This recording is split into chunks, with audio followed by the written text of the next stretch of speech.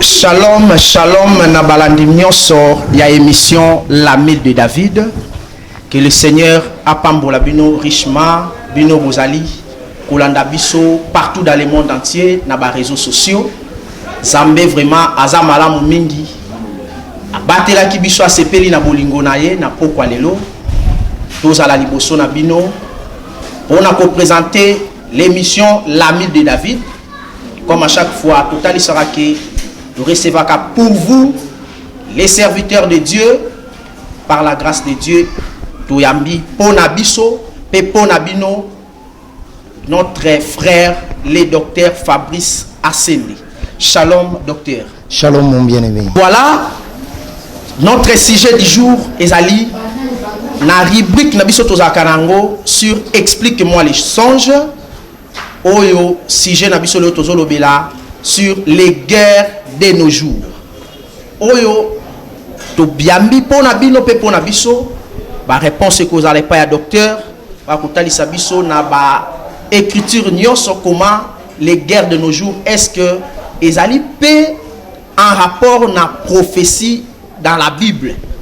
Donc yangwana bozui ba kaye na bino, ba biblia na bino pona ko vérifier oyo ko zala ba question pe ba réponse. Bon noter en total ça à chaque fois que ceux qui ont la question ba préoccupation bo hésiter ko comme la biso et ko comment pour répondre en gros par la grâce de Dieu. Docteur Tozali na quelques questions oyo to bengela kiyo na émission na biso. Notre première question est Ali, les guerres de nos jours ont-elles une place dans la prophétie? Par exemple, prenons l'exemple de la RDC. Ok. Tout le monde a comment à l'est de notre pays. Ok. Il y a des guerres avec les Ougandais, les Rwandais, les ADF. Est-ce que la guerre wana ezali aussi na prophétie ezapé na tina to ezali ndengenini? C'est bon, gloire au Seigneur. To pesina no bananzambe nyonso mboto bazolanda biso. Te biso to ndimaka que eza soki écriture ndimbolami malamu nde liwe elongwe. Et pourquoi te répondre en par une écriture? C'est parce que aussi l'écriture cache la sagesse. Donc on remarque que dans 1 Roi chapitre 10 le verset 3, quand la bien-aimée la reine de Séba a fait le déplacement, dans verset 3e on a lobi wana écriture et lobi que à comment et pas roi Salomon a répondu à toutes ces questions. Donc et dans la question mon retazanga qu'on répondre était. Yango moni tondi marake s'il y a le véritable Salomon qui est Jésus-Christ la parole. Donc toutes les questions même de la vie ont leurs réponses dans les Écritures. Alors les guerres de nos jours ont-elles un trait par rapport à la prophétie? Nous disons oui. Il y a une écriture qui nous rassure. Donc ça la moi broderie nangolo nzambe. Nasimina no Ecclésiaste chapitre 3 le verset 8. Selon cette écriture, dit combien lobby? Un temps pour aimer, un temps pour haïr, un temps pour la guerre et un temps pour la paix. Parce que tout qui te lobby que ça temps, tout ce qui wana to kotia liwa. To bengi écriture mususu, nous avons l'habitude de dire ko benga ba écriture lo ba sunga moté ya nyu kwa maté. Alors to bengi mbala moko Genèse chapitre 1er le verset 14 à 18. Tango nzamba zozua bam pole atia ngona makolo likomie lobi ezala qui peut préciser baton na ba époque. Je crois que balanza bazola ndabiso bien. Et l'ingio loba que tango aw ecclésiaste azoloba il y a un temps pour la guerre, c'est que les guerres font partie de la prophétie. Nazoba que ça une écriture pour sunga biso nazana Matthieu. Mais wana pena bande ko sengeli ba serrer ceinture parce que wana tozolobela mingi sur la prophétie. Tolingina nous topé sa précision. Il faut que maloba nyonso ya nzambe na kati ya makomi. L'enseignement de Jésus-Christ ezalaka pe une prophétie. Mais il y a aussi une prophétie par rapport il y a aspect na kati ya lilakisi. Wana 1 Corinthiens chapitre 14 le verset 6 azobeta déjà maboko. Maintenant cette prophétie esengaka que mutu oyo abengami ate yango a préciser tango. Est-ce que vous l'entendez bien? Tosimba une écriture na psaume. On a toujours précisé que réponse à la question. Donc, si une écriture dans psaume. Ok, psaume chapitre 74. Nous ne voyons plus nos signes. Il n'y a plus de prophètes. Et personne parmi nous qui sache jusqu'à quand. Selon cette écriture, un prophète doit expliquer le temps. En d'autres termes, la prophétie est liée au temps. Donc, ce qui il y a un temps pour la guerre. Déjà, c'est que la guerre fait partie de la prophétie. Parce que l'écriture, pour te comprendre clairement. L'écriture est Matthieu chapitre 24. Place où je crois que si nous avons développé ce que nous avons nous permettre de faire parce que là, il y a un aspect prophétique. Matthieu chapitre 24. Nous avons la lecture. Nous avons une place où nous avons. Mais en passant, l'écriture aussi mis, il y a psaume 74, parce que nous avons l'écriture aussi mis dans psaume 74, et sungakape bayeba mutuni nyazote ya prophétie. Parce que celui qui prêche la prophétie, ce n'est pas celui qui répète les syllabis, mais c'est celui qui précise les temps. Mutwate la prophétie, il faut préciser tango. A expliqué toza la tango nini. Nous ne voyons plus nos signes. Il n'y a plus de prophètes, il n'y a plus personne qui puisse nous dire jusqu'à quand. En d'autres termes, quand un prophète ou bien un homme de Dieu, un ministre, oyo azate à côté à prophétie, peuple a kozala na réperté par rapport à temps. Ça va. Donc qu'est-ce qu'on a Matthieu 24? Ça c'était une précision. Yango nzamba bongela biso na point wana makasi. Matthieu 24. Je crois c'est là où même bandeko batuna motuna bapuizaki motuna, j'en suis sûr. Na bandi la verset premier. Comme Jésus s'en allait au sortir du temple, ses disciples s'approchèrent de lui pour lui en faire remarquer les constructions. Mais il leur dit, voyez-vous, tout cela je vous l'ai dit en vérité. Il ne restera pas ici pierre sur pierre qui ne soit renversé. Il s'assit sur la montagne des Oliviers, les disciples vinrent en particulier lui poser cette question. Dis-nous, quand cela arrivera-t-il? C'est-à-dire, il parlait de la destruction. Et puis, quel sera le signe de ton avènement et de la fin du monde? Jésus leur répondit, prenez garde que personne ne vous séduise. Voilà.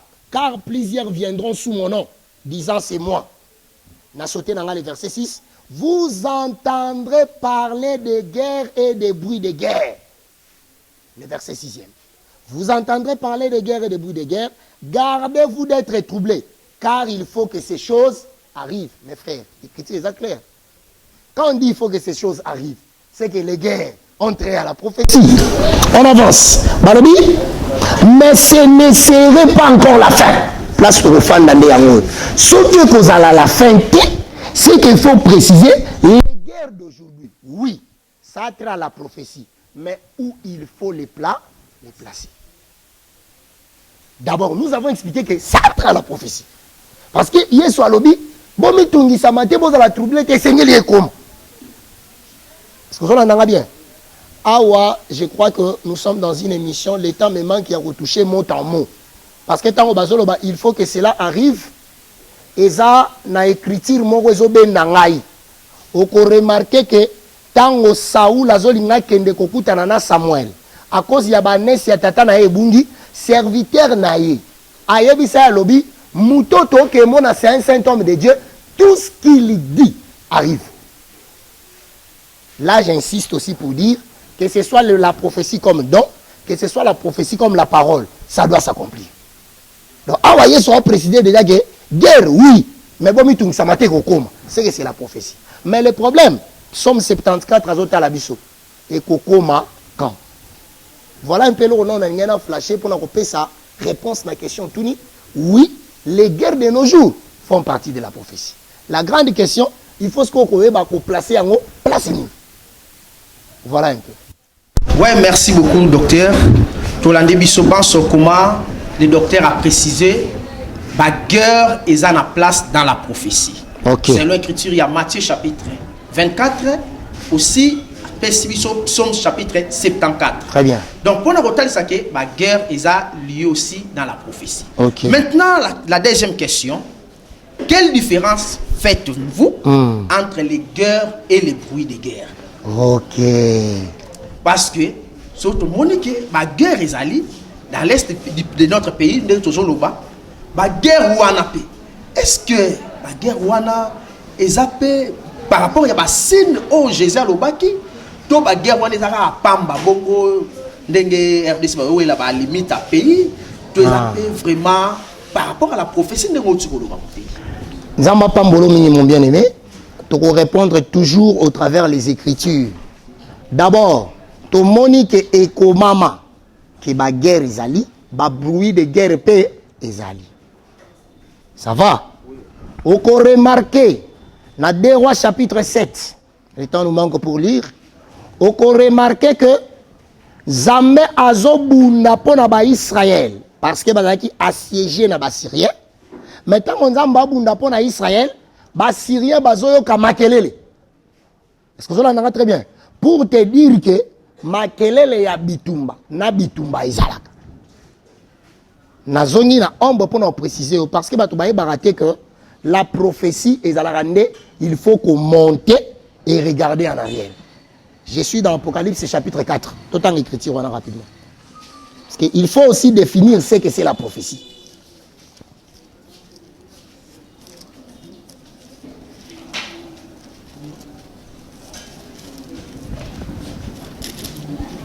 Apocalypse chapitre 4, verset 1er. Après cela, j'ai regardé, voici, une porte était ouverte dans le ciel. Très important. La première voix que j'avais entendue, comme le son d'une trompette, et qui me parlait, dit, monte ici. Et je te ferai voir ce qui doit arriver dans la suite des temps.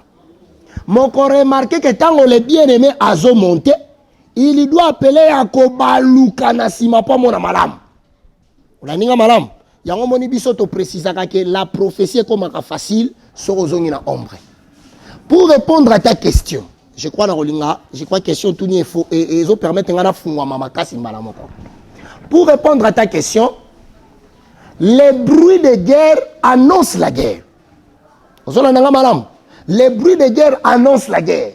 Mais makelele ya bitumba na ngambo mosusu déjà comme bitumba. Na pêche écriture il y a 2 Rois chapitre 7. Nangamo mususu ekomaka bitumba. Mais ce qui te précise écriture na Ecclésiaste 3 na tanga ki ne bandeli. Tu te souviens? Na tanga ki na bi il y a un temps pour faire la guerre. Alors, ce qui te précise qu'il y a un temps pour faire la guerre, c'est que ils appellent na tango ki ne zalaki. C'est quoi problème est les guerres d'aujourd'hui, oui, mais qu'est-ce qui pousse à la guerre? Nini etindika kabitumba. Et puis, bitumba, objectif nango ezalaka nini. Surtout sur les plans prophétiques. Je te flash déjà en passant que dans les livres de la vérité, parce que ce que nous appelons Bible, Daniel 10, le verset 21, bazo talisiango comme les livres de la vérité. Alors, dans ces livres de la vérité, ezana likambu moko pe e annonsaka ke bitumbe bandi. Parce que tout le monde a bruit. Mais je crois que nous avons brodé le langage nangai, basantu bakoyoka malamu. Et loko e annonça kabitumba. Comme na yango na écriture ezalaka la trompette. Nombre chapitre 10 ça clair. Alobi que vous sonnerez aussi de la trompette na tango ya bitumba. Vous l'avez madame. Donc selon cette écriture, ce qui trompette est sonné. Ndimi sanga ke bitumba ezali. Et ce qui bitumba ezali, objectif moko ezalaka. L'objectif principal ya bitumba. Mingi ezalaka po moko abima molongi. Mais sur le plan prophétique, babitumbo nyosu tozomona lelo oyo. Rwanda bundisi RDC, Kingandi bundisi boy, même biso moko na kati ya RDC. Vous entendrez à Beni, il y a des gens basali boy. Toutes ces guerres là ont un objectif. L'objectif c'est pour appeler une fausse paix. Parce que bitumbe bundamaka na simanango il faut kimia moko ezala. Est-ce que la ninga très bien? Awa na lobaki pena oko katango tunanga mutuna parce que nous sommes dans la prophétie. Tant on a zolo la force paix, frère Paul a zo kanganga makasi na maboko. Parce que frère Paul a lobi, quand les hommes diront paix et sûreté, ils ruinent soudain les royaumes. Or, on a livre à Sophonie chapitre 2, Batu bazo déclaré que Kimia est ça. Mais mon sagoliatel a lobi n'engeni ni Kimia ko zala, alors que la ville sainte est à Kokangama. C'est là que je rentre dans la création. Je rentre dans je rentre dans la création. Parce qu'il faut expliquer bitumba objectif dans le daranine. Je rentre dans la création. On aurait remarqué que Nzamba zui mabele naï. Parce qu'il avait informé que la création en 6 jours, Nzamba qui l'a mabelité. La terre fut créée dans la création invisible. Nzamba zui mabele naï la création invisible aïe nango, mais a tcheba maï likolo. Tango a tcheba maï, avant tcheba maï azaki précis. Abanina nous koloba que la lumière soit. Tango lumière eza tcheba maï, écriture le bin verset 9 na 10 na ofanda yangwana. Écriture lobi, il faut que bamaï et ça et sangana. Tango bamaï et sangani, tellement Moïse a eu une phase à la compléter. Tellement Moïse a eu une phase à la compléter, il commet lobi noir sur blanc. Il commet lobi noir sur blanc que maï et sangani, mabele bini. Mais il faut que tout na mabele bima kabongo te. Vous avez mon frère, pour mabele o eza nzambe bima, il faut bitumbe ça. Est-ce que vous comprenez très bien? Donc, les guerres d'aujourd'hui, parce que dans Matthieu 24, une nation s'élèvera contre une autre. Il y aura des famines en tout lieu. Mais ce que j'aime, Matthieu 24, c'est clair. Alors, ce ne serait que le commencement des douleurs. Or, ce qui Matthieu 24, ce ne serait que le commencement des douleurs, c'est que tous comprennent que Zambazo visé. Abeta et loko moko pa bimisa mboka na kati yango monitango ba maye zipi frère Moïse nazoka mo lelo batei bazala posa bazala compléter te pona nini frère Moïse penza tei na lobi kaka ke mabele zali maye zipi asuki wana mais il faut écrire sur la nous voyons maintenant chez les frères chez Moïse même dans Exode tozo mona ke terre moko ekangama ki captive cette terre c'était Israël. Et quand on est captif, mais Nzamba zo yana principe ya bitumba. Vous avez bien. Nzambe muto abunda pour Israël. Il a frappé l'Égypte. Or l'Égypte, ce sont les nations puissantes. C'est comparable aux autres. Nzamba a frappé. Yango moni na précisé que eloko et annonce ka bitumba c'est la trompette. Jésus aussi sur la croix. Wana nazolo ba pona bandeko balinga révélation. Jésus aussi sur la croix, les 7 paroles de Jésus, c'était des trompettes. Abanda qui kobeta parce qu'il fallait peuple morabi makatinaï. Est-ce que vous entendez très bien? Il fallait racheter. En d'autres termes, qu'est-ce qui cause la guerre? Ce qui cause la guerre, c'est que Dieu a l'objectif de racheter un peuple. Même les lois banzalo zomono, banzala, ba guerre en tout lieu, ezala ngokaka ebandeli à douleur. Écriture aussi dans Romains 8. La création attend-elle avec un ardent désir la révélation. Mais balobi que azo souffrir na ba douleur, il y a enfantement. La création qui souffre des douleurs de l'enfantement, c'est celle qui retient l'église, frère. Et puis pas n'importe quelle église, l'église du Seigneur. Pour il faut que David a ko bundate so il va promettre moi cité. Donc David a sa marque sinaï, ndé pour la moi aussi. Je crois que je peux me limiter d'abord là-bas. Parce qu'il a dit que comme il faut déborder au débat question. Merci beaucoup, Moutei, na ma réponse. Donc, tout le monde qui est toujours vers la fin de notre émission. Ah, c'est déjà la fin. Vers la fin. Oh, Jésus. Bon, Tongi, toujours une petite précision. Ok. Dans Matthieu chapitre 24. Très bien. Parce que le Seigneur t'a dit que vous entendrez des guerres, des bruits de guerre, mais et cause à la soukate. Ok. Si quoi? Na ba guerre tout ça toujours dans la RDC parce que tout le monde a ba guerre les amis tout le monde a peur aussi na ba côté asiatique on comment Syrie na ba Ukraine comment bazo bunda si ko ba guerre wana objectif na ngopé ezani na dans la prophétie tout le monde ba guerre wana ezali mais ezan objectif na ngo est-ce que ezan manalité ya Oh, ndenge Jésus a lobby. Si. Oui. Très bien, frère. On est à l'aise parce que les Écritures sont là. L'ité a ezali, frère. Ce qui l'ité ezate, c'est que tina na ngwa okoma mezate. L'ité a eza, l'ité eza nini. Au moins bitumba nyonso ezole kaka. Tala, frère, kola sunga, l'émission prochaine, to mega kolobela signe par signe. Pour dans la signe ya webele. Faut kolobela signe par signe. A aussi mbika guerre. Mais quand on va rassembler les nation, oya ko s'élever contre l'autre, il y aura des égoïstes, tout ça sont des signes. Maintenant, donc précisons que nous sommes ezalaka pour que Zamba vise la chute d'une miraille. Chute ya miraille et ça les par les rassemblements des nations, na sens ni, na sens ya fausse paix. Remarque. Ce qui bitumbeza entre Bissona Rwanda, par exemple, au monde en bas nations inasaini. Alors, ce sont des fausses paix. Aïe. Il a de l'importance quand il n'y a que des guerres. Au moment où ce qui tombe, mais le problème est anini. Objectif sur le plan prophétique est que au travers de Bitumbawana, Nzambazo visé à Sangisa Bikolo. Ce qui a Sangisi Bikolo, église est née tout ami. Nous avons maintenant la paix et la sûreté. Nous avons la paix et la sécurité. Frère, écris mon réseau bendangai, pardon. Ce qui n'attend pas Daniel chapitre 3. Il faut qu'on y ait la statue, adorer la statue. Le roi Nebuchadnezzar a bengakana nous batu ya bikolo nyoso.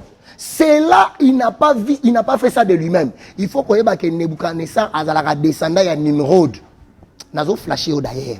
Nebuchadnezzar azalaka géant ndenge statue na ezaki géant parce que la statue de Nebuchadnezzar c'est la répétition de notre Nebuchadnezzar.